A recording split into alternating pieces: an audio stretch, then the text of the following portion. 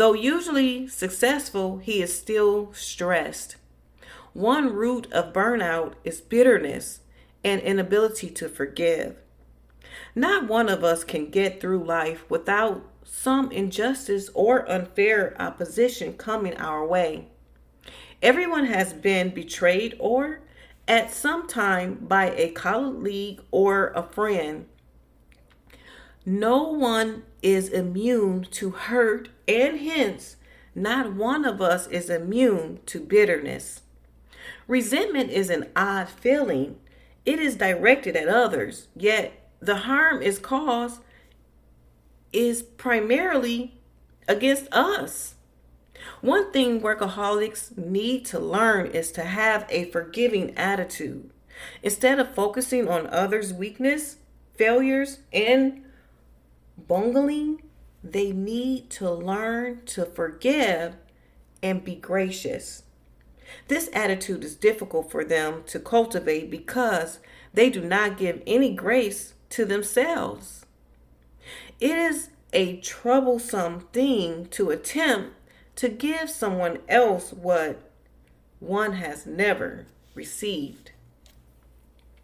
What could the detached man do to change? What changes would be necessary for the detached man to connect with himself, others, and God? While there would be many, here are a few that stand out. Number 1, connect with himself. He has been cut off from himself, his feelings, his thoughts, and his genuine desires too long. He needs to reconnect with his emotional nature, his spiritual side, his human side. He needs to find acceptance from God, self, and others based on grace, not works. Learning to identify what he feels that leads him to believe he is second rate or inferior to others will help him find out why someone as competent as he is would not feel adequately equipped for life. Number 2, examine the role his mom and dad played in shaping his expectations of life and marriage. How is he like them? How is he living in reaction to them? If everything he is doing is in relation to them and a reaction against them, he must resolve his bitterness toward them so he can be free of their influence. We can only become free from old familiar patterns when we stop denying them and start accepting how we have adapted our behaviors to them. Number 3, develop the habit of being proactive, not passive. This habit implies that he will take steps like these: renounce passive aggressiveness behaviors and become responsible in relationships. See relationships as an opportunity to succeed that will enhance other successes. Set relationship goals and work towards them. Schedule quality time with his spouse and quiet time with his God. Rather than allow life to just happen to him, he can become an active participant. The area of work must be balanced with relationship, and that can only be accomplished through time away from work. Number 4, find out what being male means to him. See how his conclusions might differ from those of his father, grandfather, or uncles. He can look into how his relationship with his father might be controlling his life. Is he driven professionally because he never earned his approval? What influence could that have on his difficulty connecting? How did his father connect with others? Has his influence led him to believe that all men are distant and disconnected? Did his lack of relationship leave him without a model of how to relate to others? He can easily find ways to learn other aspects of being a man, such as by using books, tapes, and attending seminars for men, or being mentored by a godly older man. Number 5, be willing to cut his losses.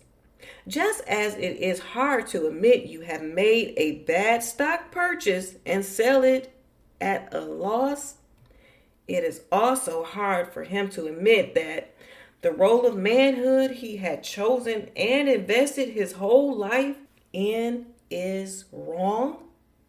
Rather than waste all his life on a career, he can start over now, admitting to those he loves that he has made a huge mistake and intends to rectify it over time. Snapshot summary of the detached man. Clues to help you spot him. Number 1, appears emotionally retarded in relationships. Number 2, talks about things, not feelings. Number 3, active at work but passive at home. Number 4, often uses work as an escape. Number 5, most things in his life take on a mechanical and predictable feeling. The woman to whom he is attracted.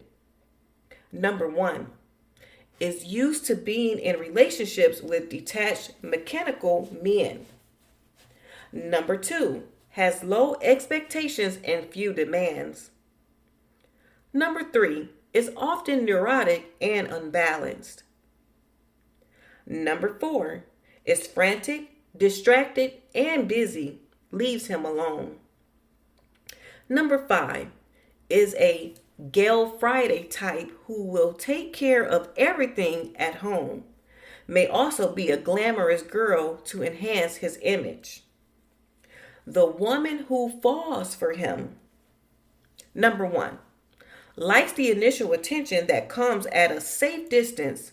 The attention flatters and the distance is comfortable. Number 2, his career mindedness makes her feel secure. Number 3, believes his statements about the temporary nature of his workload. Number 4, thinks he will be a good provider for the family she wants. Number 5, believes with all her heart that once he gets to know her heart, he will change and put her first. What you can do.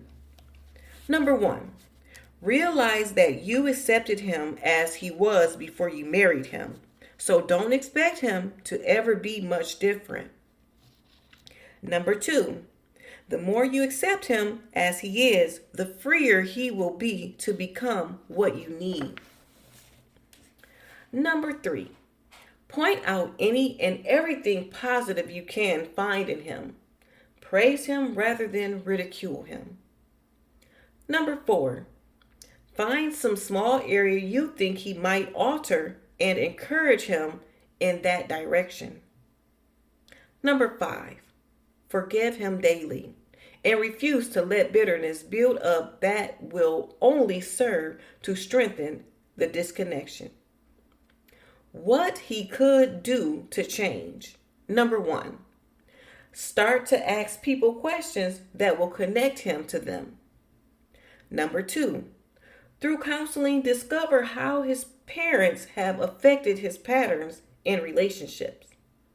Number 3, become as active at home as he is in his work and accomplishments. Number 4, start to see relationships as well as his work as part of his responsibilities. Number 5, through a men's Bible study, discover God's acceptance of him so he can develop an intimate personal love relationship with God. Wow, what an informative chapter. We just explored the detached man, a man who remains emotionally unavailable, distant, and disengaged,